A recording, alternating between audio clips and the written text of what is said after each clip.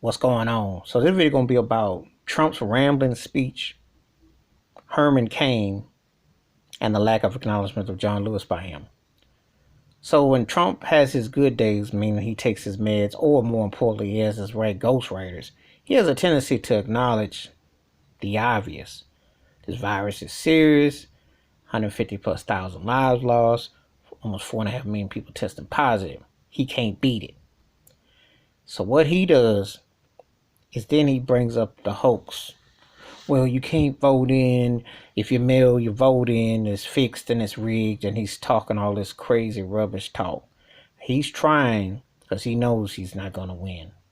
Putin and all the Russian mob and Facebook and all them other components of social media that try to pimp and manipulate, unlike the last time, can't beat that virus. Can't beat Biden. Can't beat Biden because people hated Hillary. They barely slightly trusted him. But Biden isn't as hated as Hillary. So it's like pretty much what you're going to roll on. So he know he desperate.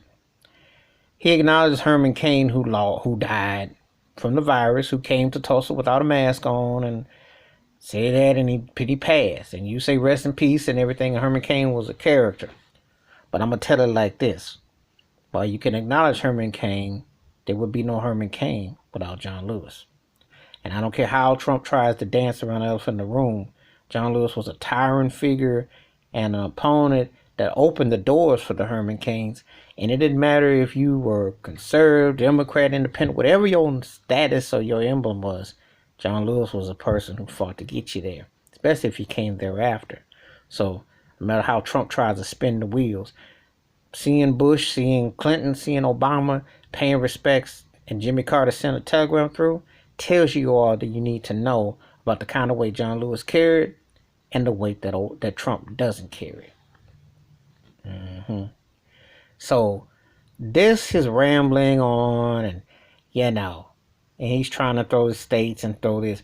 What he need to do is just tell the country you need to shut it down, and you need to take care of people, because obviously schools ain't fit to have kids go back with this virus. It's not work safe all the way through. You still have high states, you still have situations, and people have not paid any attention.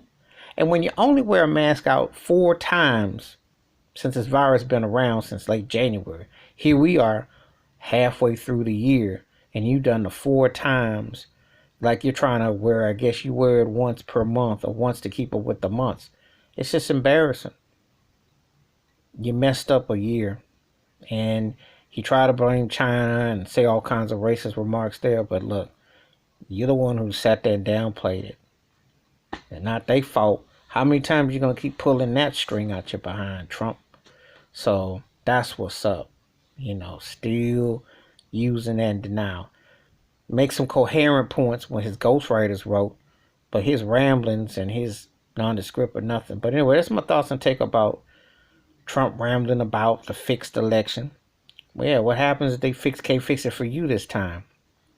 His Herman Cain acknowledgement and not acknowledging John Lewis, which is criminal. Really it is. Because this man, if you even halfway stand to acknowledge Dr. Martin Luther King Jr., you have to acknowledge John Lewis. Trump's too stupid to put the two together. But he also knows John Lewis wouldn't give him the time of day. And his racist nature and his divisive nature, because he's very divisive, comes into play. All right, give me your thoughts and takes about Trump's ramblings about election, Herman Cain, and not acknowledging John Lewis. Hit that like, hit subscribe, and the bell, raise new video. Wash your hands, keep your mind clear, watch out for one another. And remember, you never know what he gonna say at that podium, but you know he gonna say something. And it's still gonna be off the wall. I'm out.